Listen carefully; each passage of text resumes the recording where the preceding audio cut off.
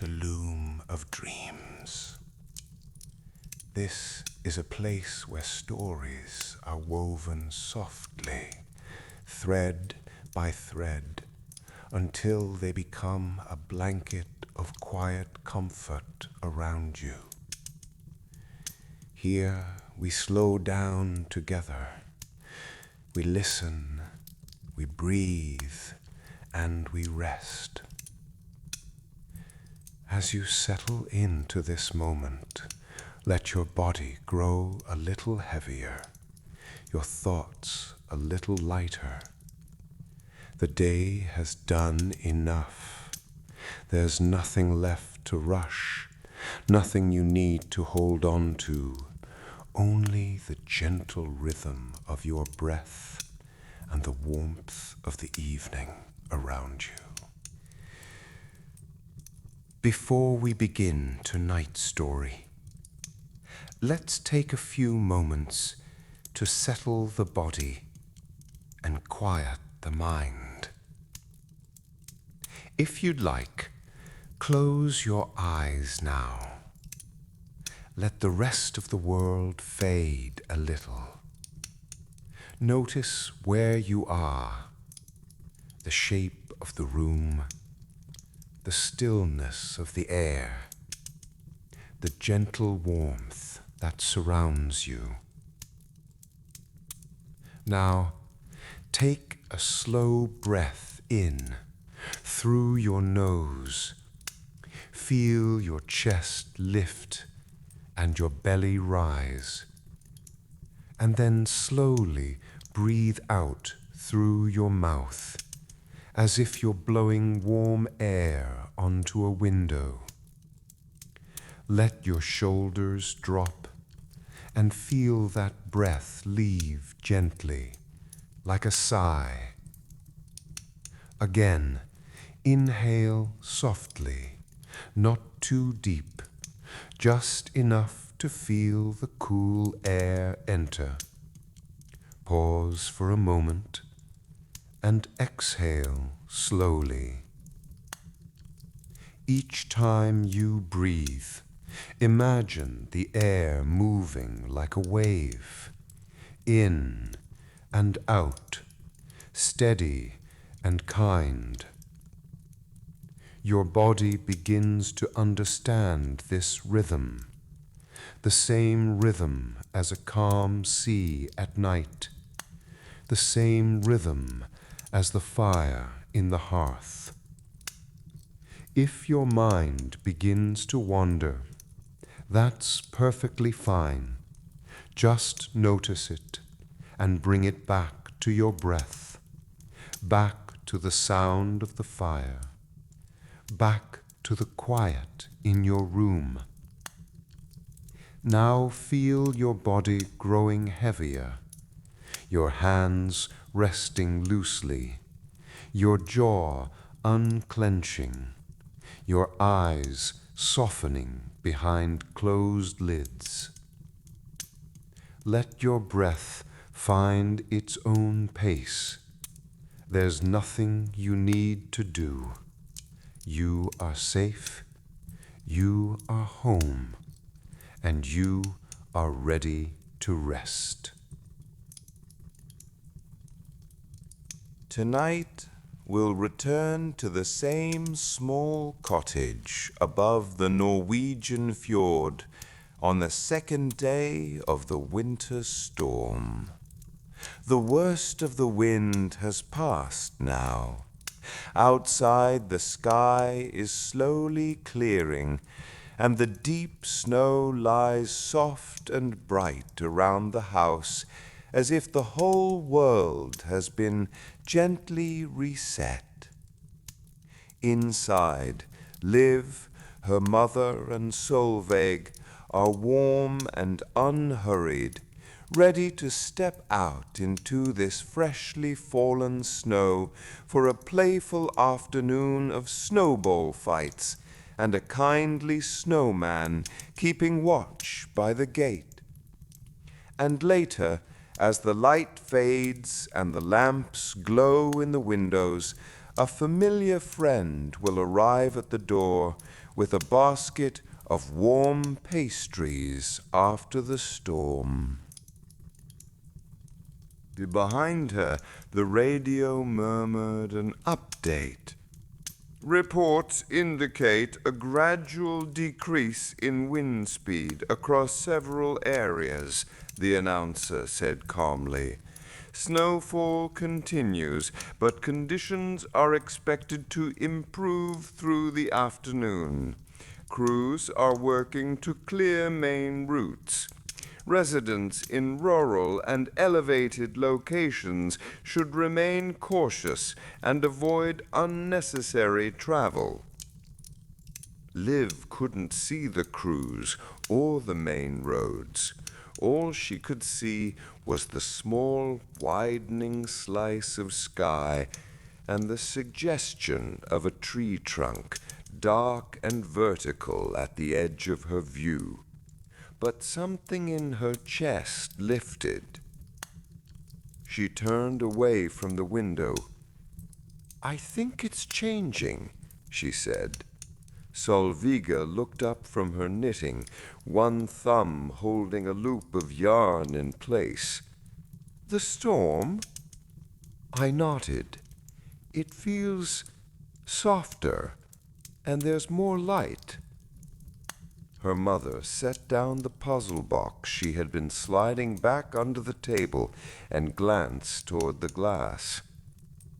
"We should check the door, just to see how much snow we're dealing with."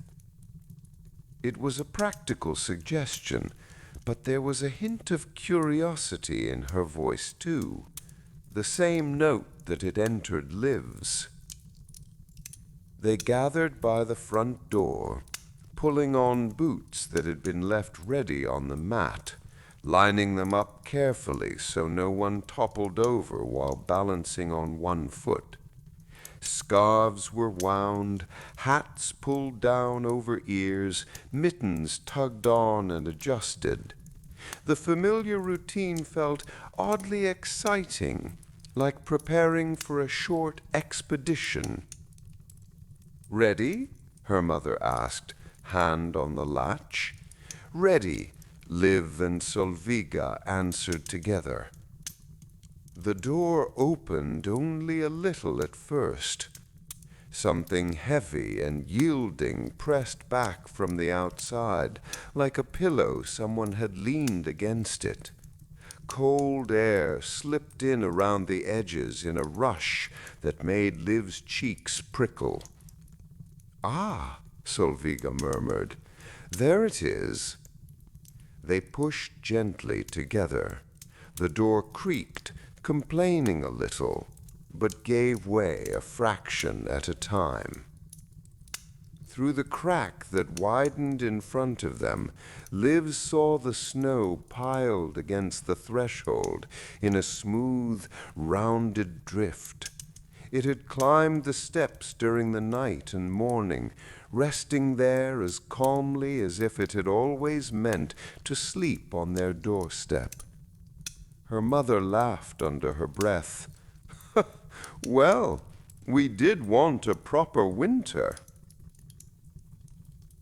They worked slowly, mindful of muscles that had been sitting still for most of the day. First, they cleared away enough snow to be able to step outside without bringing a whole miniature avalanche in with them. The air that met them was cold and clean, with a soft, crystalline taste to it that Liv could almost feel on her tongue. She stepped out onto the cleared part of the porch and then down into the snow, where it reached just below her knees in one spot and higher in another.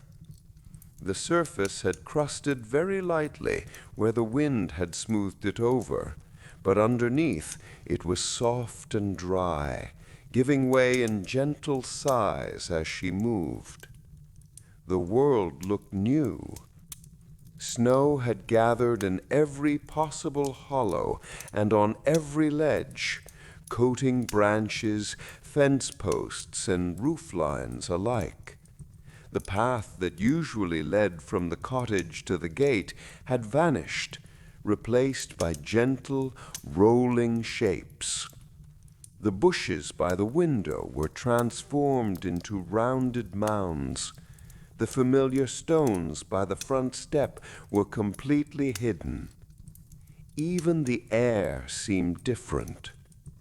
Without the constant rush of the wind, sounds traveled more clearly. She could hear the small noises they made, the crunch of boots, the soft whoosh of a shovel slicing into snow, the quiet puff of breath inside her scarf. For a while, they worked in companionable silence. Her mother dug into the drift at the bottom of the steps, carving out a narrow staircase, each step small and careful. Liv used a smaller shovel to widen the path toward the gate, pushing the snow aside in little waves. Solviga stood on the porch with a broom, sweeping the heaviest drifts away from the doorway, sending light cascades tumbling over the edge. It was an ordinary chore, something everyone in town would be doing that afternoon, but there was a certain pleasure in it, a sense of making a space again, of gently reminding the world where the threshold was, where the path began. For a while, Liv paused, leaning on the handle of her shovel. Snowflakes were still drifting from the sky, but they were spaced out now, falling in slow, lazy spirals rather than being whipped sideways. Above the cliff line, she could see a faint suggestion of pale blue. On impulse, she scooped up a handful of snow, packing it lightly between her mittens into a rough ball. She didn't aim at anything in particular. She simply tossed it toward the side of the cottage, watching it break apart against the wooden wall with a soft, muted thud. Her mother looked up, the corner of her mouth lifting. "Careful," she said mildly. "If you start that, we might never finish the path." She bent to make another snowball anyway, pressing it a little more firmly this time. "Well," she said, in a tone that tried to sound serious and failed, "maybe we deserve a break." She straightened and turned just enough to send the snowball in her mother's direction, deliberately aiming wide so that it landed in the drift beside her instead of hitting her directly. The snow puffed up in a small glittering cloud. Her mother made a show of gasping, one hand flying to her chest. "An attack in my own front yard!" Solviga, still sweeping the porch, gave a long-suffering sigh that did not quite hide her amusement. "I knew it. Leave you two alone with a storm and a shovel, and you immediately start a war." Liv was already shaping a third snowball. This one she held for a moment, weighing it in her hands, and then sent it underarm toward the porch, where it skidded and broke near Solviga's boots, harmless and light. "You're both invited," she said. For a heartbeat, there was silence. Then her mother bent, scooped up her own handful of snow, and compacted it into a neat, tidy sphere. "I suppose," she said, "that it would only be fair to defend myself." The next few minutes unfolded in a way that felt both completely new and very familiar. Snowballs arced through the cold air. sometimes landing exactly where they were aimed, sometimes going wide and exploding in plumes of powder. There was laughter, short, surprised bursts at first, then longer, freer notes. Boots slipped and caught. Mittens brushed snow from coats and hats, only to be dusted again moments later. Solveig, who had initially remained on the porch with an expression of exaggerated dignity, eventually stooped with a small conspiratorial smile, gathered snow in her own hands, and joined in. "You two forget I used to do this long before you were born," she said, sending a surprisingly accurate throw in Liv's direction. Liv ducked, laughing as it struck the snowbank behind her. The air filled with sound, their voices rising and falling, interwoven with the quiet, soft impacts of snow on wool and wood. Each breath they took steamed in front of their faces, hanging for a moment before dissolving into the stillness. Somewhere in the midst of it, Liv slipped backward into a drift, landing on her back in a cushion of cold that rushed up around her shoulders and hat. For a second, the sky above was all she could see, a pale, high expanse, the last few flakes drifting down toward her. She lay there, breathing hard, feeling the cold seeping through the back of her coat and the warmth of exertion pulsing in her hands and feet.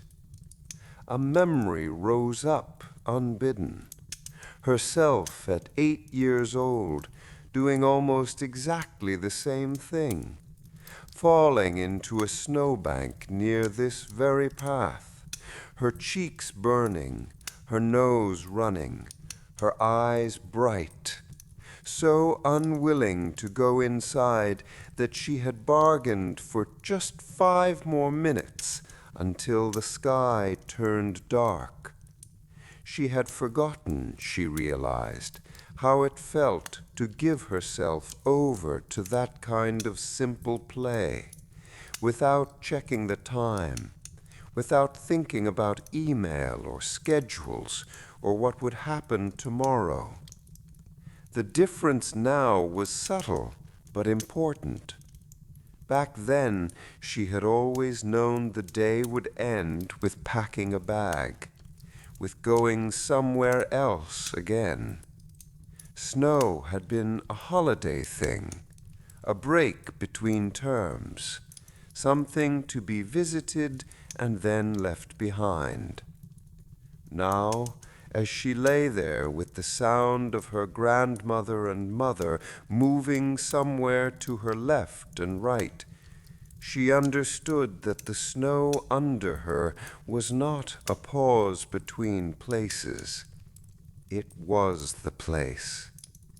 Her place, at least for a while, if she chose it. A mittened hand appeared in the corner of her vision. "Come on," her mother said, slightly breathless.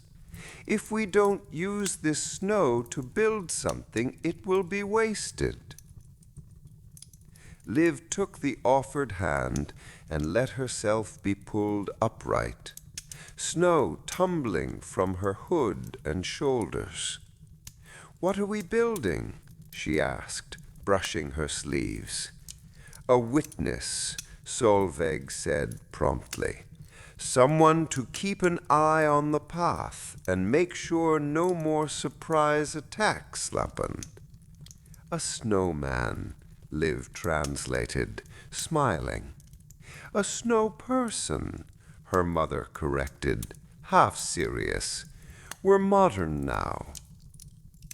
They chose a spot a little off the path where the snow was deep but not too soft.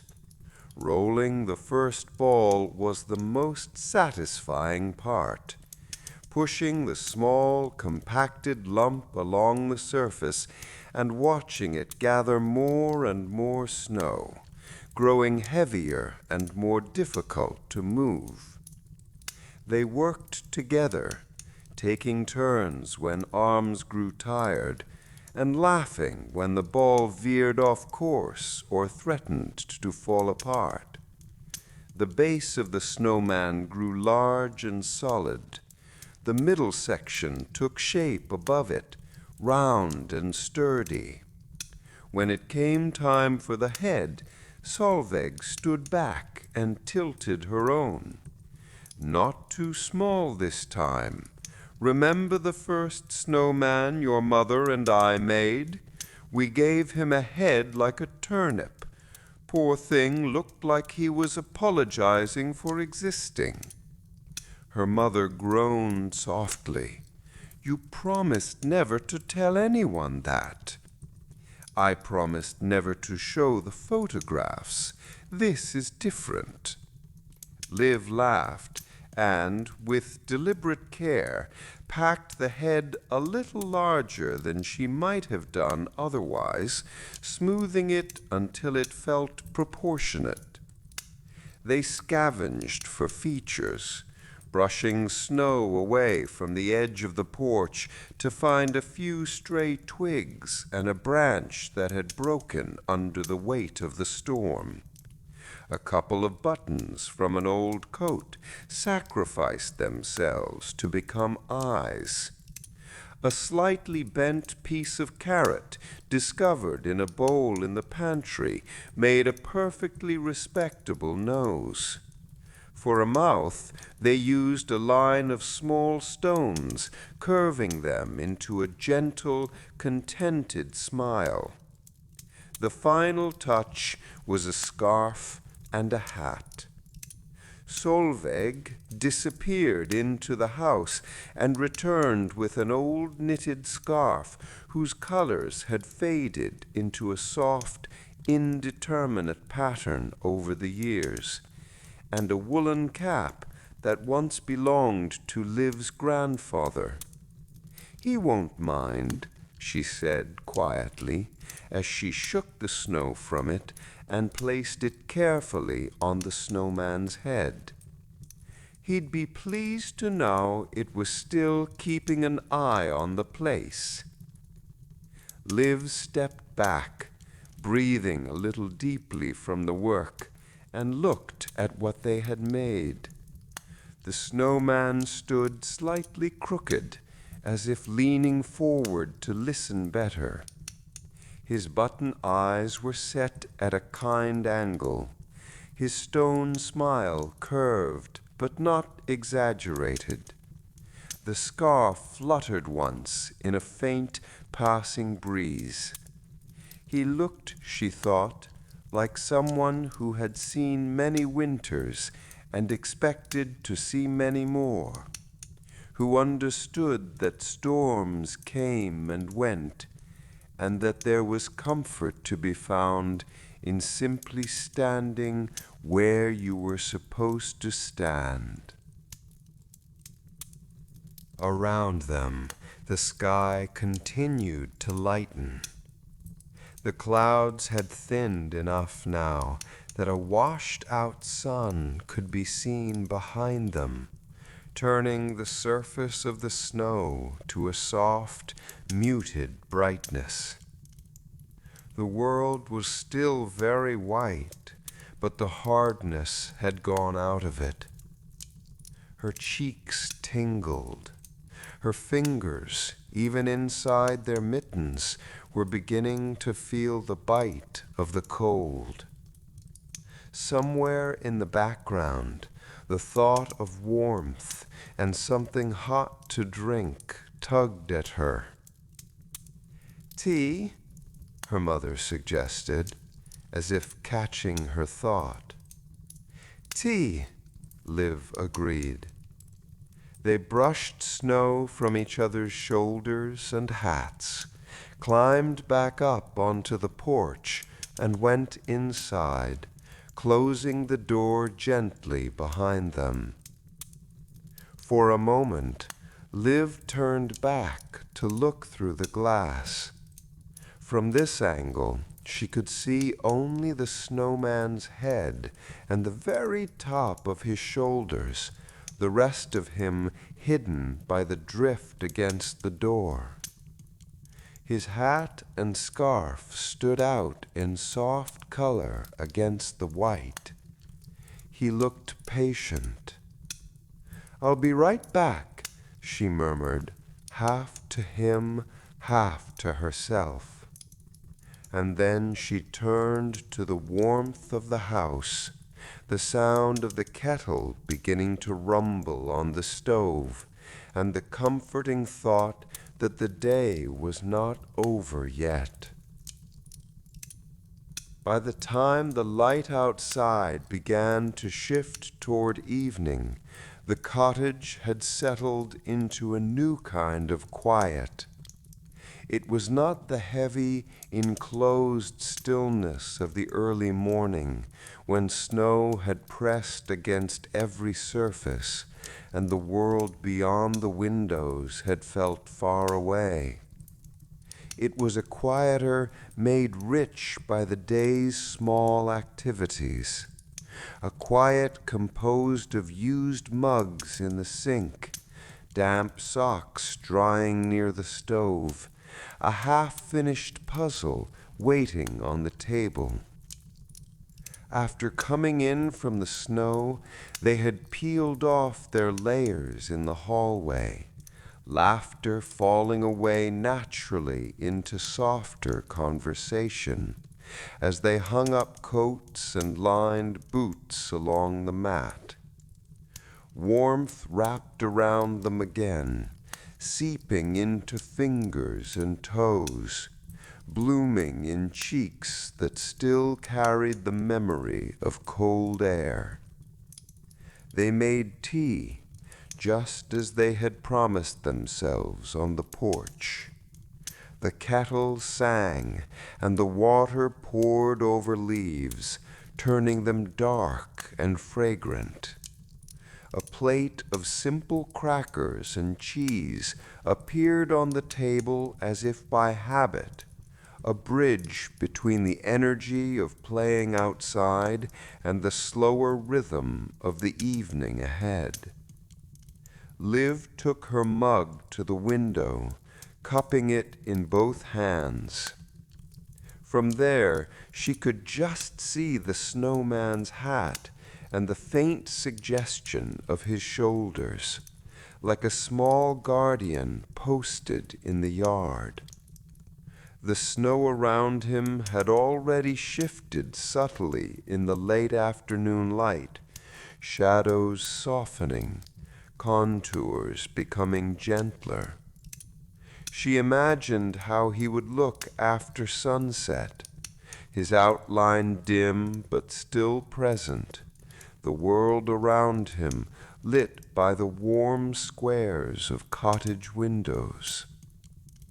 Her mother began to prepare a simple supper, moving around the kitchen with the efficiency of someone who had cooked in that space for many winters. A pot appeared on the stove, the familiar sense of onions and herbs rising as they softened in a little oil. Later, there would be broth, perhaps some potatoes and root vegetables, a meal built for warmth rather than excitement. Solveig sat at the table with a small knife and a basket of carrots and parsnips, peeling them slowly, the curls of skin falling into a bowl with a soft, repeated whisper. The radio, which had taken a rest for part of the afternoon, came back to life on the counter. Its volume was low enough that it blended into the background. The announcer's voice now less focused on warnings and more on gradual improvements. Main routes along the fjord are being cleared. Residents are advised that side streets and smaller roads may remain difficult to navigate for some time. Please check on vulnerable neighbors where possible and continue to avoid unnecessary travel as conditions stabilize. Liv listened with half an ear, more interested in the tone than the details.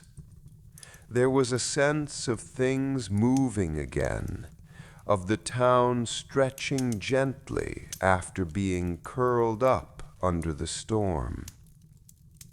She wondered, not for the first time, what everything looked like beyond our little lane. The harbor, the bakery, the street where Elias lived with his grandmother. The thought of him arrived quietly, not as a sharp hope or a question, but as a simple image.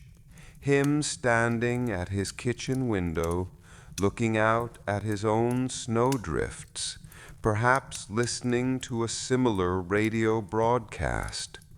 Maybe his grandmother had made cinnamon buns anyway, even if there had been no way to deliver them.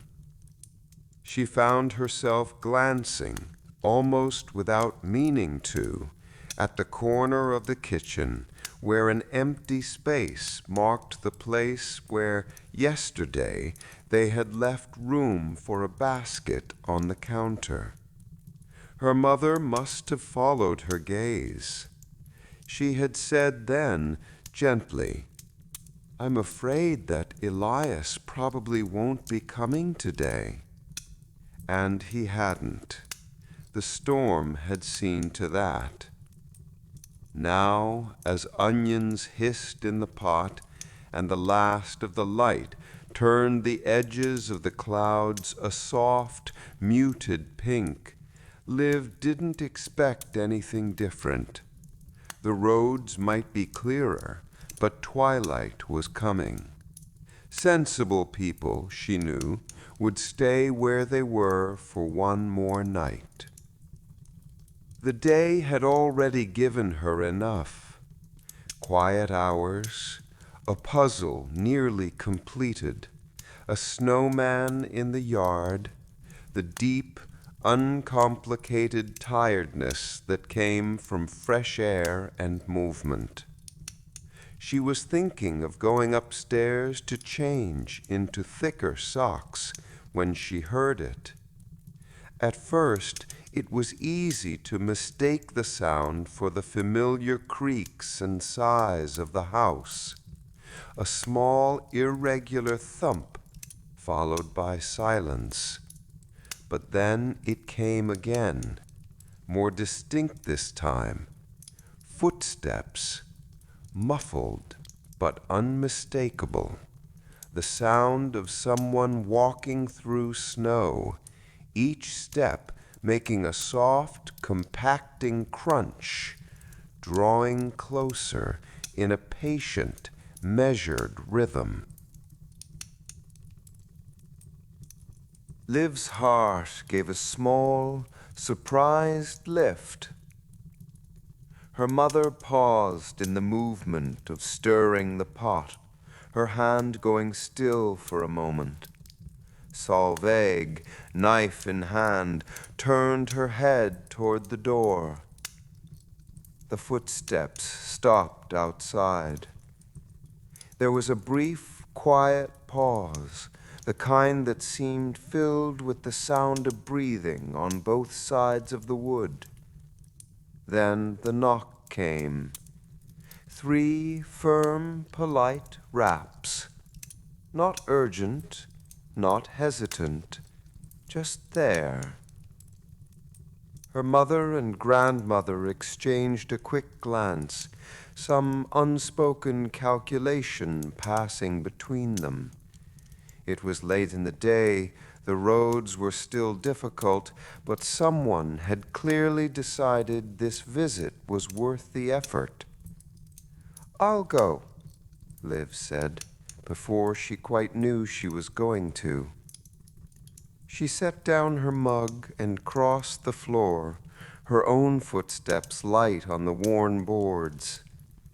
At the door, she hesitated for only a fraction of a second before lifting the latch.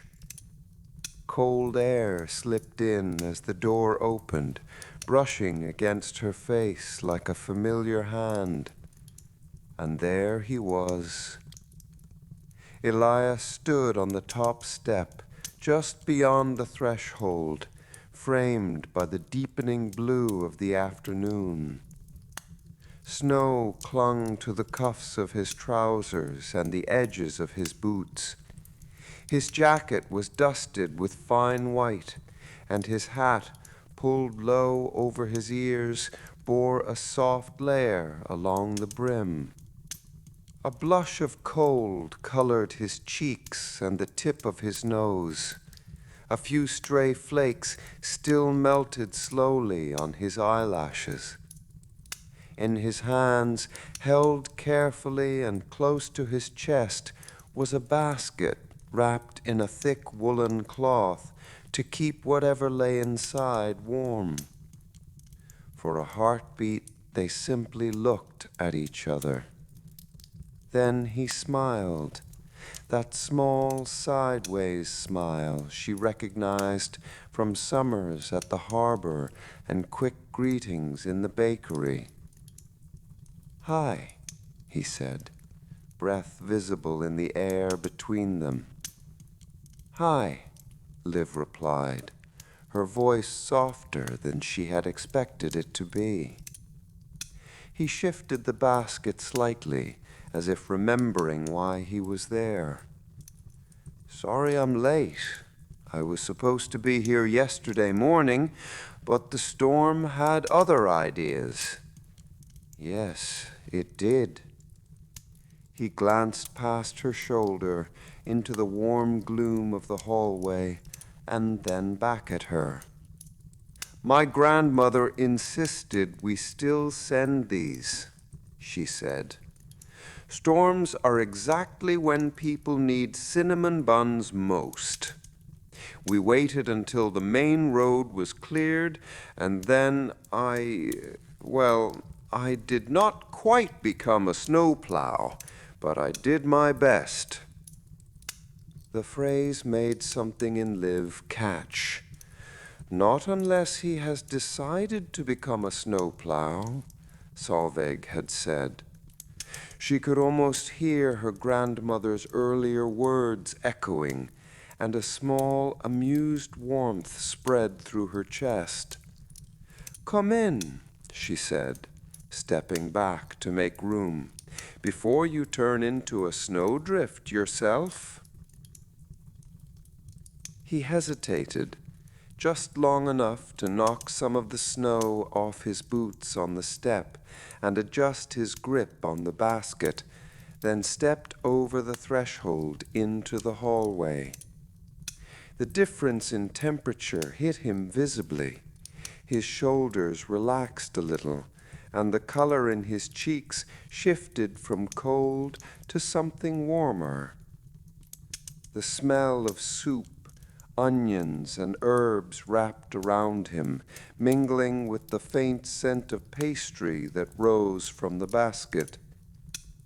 "Hello, Elias," Solveig said from the kitchen, her voice carrying easily down the short hallway. "Evening," he answered, leaning sideways so he could see her around the doorframe. "Brought proof that your predictions about my transformation into pastry are on their way to coming true." Solveig chuckled, setting down her knife. "I'll take some of the blame, but you can share it with your grandmother." Liv's mother came forward, wiping her hands on a towel. "You walked?" she asked, eyeing the snow still clinging to his boots. "Most of the way," he admitted. "My uncle drove me along the cleared part of the main road. He stopped where the plows hadn't reached yet. The last bit I did on foot." "That's still a long way," she said, her tone a mixture of concern and appreciation. "It's not so bad," he replied. "It's quiet, and the snow is—" He searched for a word, then settled simply on "a lot." He glanced at Liv, and they shared a brief smile at the understatement. They moved naturally toward the kitchen, the heart of the house. Liv followed, feeling a kind of ripple move through the space as another person entered. Nothing disruptive, just a small addition of energy, like the way adding a new instrument changes the sound of a familiar song. At the table, Elias set the basket down and unfolded the woolen cloth. Warmth and fragrance rose up at once. Inside, nestled between folded pieces of paper and another small cloth, were neat rows of cinnamon buns, their spirals glossy with sugar and scattered with tiny grains of pearl sugar that caught the lamplight. Beside them, in a small tin, were cookies studded with chopped nuts, walnuts by the smell of them. "Oh," Liv's mother said, genuine pleasure in her voice. "She's outdone herself."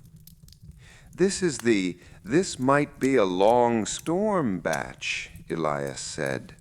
"She made them yesterday and refused to let us eat more than a few in case the roads opened and I could bring the rest here." "You tell her that she is a wise woman," Solveig said. "I do," he answered. "Often. She pretends not to hear me." They all laughed softly, the sound warming the air further. Without fuss, plates were brought out, and a bun was placed on each one. Liv felt a flicker of something almost like shyness as she watched Elias take the chair opposite hers at the corner of the small table. For a while, conversation turned to the storm itself. They compared notes on how high the snow had piled against different windows, on which parts of town were still buried in drifts. Elias described the harbor from earlier that afternoon, the way the boats had sat still in the water, ropes stiff with cold, everything muffled. "It's strange," he said, tearing a piece from his bun and watching the steam rise. "I've seen the harbor in plenty of storms, but there's always someone moving, some sound, a truck, a crane, a shout. Today it was like everything was holding its breath." Liv nodded, recognizing the sensation. "It's like the whole town decided to be inside at the same time," she said. "Even the streets felt like they were resting." "Maybe they needed it," Solveig said. "Even roads get tired of being driven on constantly." They smiled, and the talk drifted on. They spoke of the bakery, both the one where Liv and her mother worked, and the smaller kitchen where Elias's grandmother held her own kind of quiet kingdom. They wondered aloud how many loaves and buns the town would need once the roads were properly open again, how quickly life would rush back into its usual patterns. At some point, someone mentioned the hot springs. The idea of them seemed almost unreal in that moment. Pools of steaming water, stone and mist, and the smell of pine, yet also entirely possible again now that the worst of the storm had passed. Not tomorrow, Liv's mother said firmly, but soon. Soon, Elias echoed. As they ate, the room deepened gradually into evening. The light outside faded from blue to indigo to a soft, velvety darkness. The snow at the window became an even paler presence, a luminous band against the night. Inside, the lamps cast warm pools of gold on the wooden surfaces, catching in the steam rising from the soup pot and the tea. The meal that followed the pastries was simple but satisfying. Soup ladled into bowls, bread passed around. The kind of food that filled the spaces left by cold and activity without weighing anyone down too much. By the time they were done, the tiredness that had been gathering quietly in Liv's limbs all afternoon had settled in fully. It was not the sharp exhaustion of a long commute or a late-night deadline. It was a gentler fatigue, the sort that suggested only one thing: rest. Elias stood after a while, glancing toward the window where the darkness leaned close against the glass. "I should go before it gets any later," he said. "The path back will be easier if I can still see where the plows have been." "You'll take some soup with you," Liv's mother said immediately, already reaching for a container. "And more buns," Solveig added. "We'll only get into trouble if they stay here." "I think that's the first time I've ever heard you say there might be too many cinnamon buns in this house," Liv murmured. Her grandmother's eyes twinkled. "I didn't say that.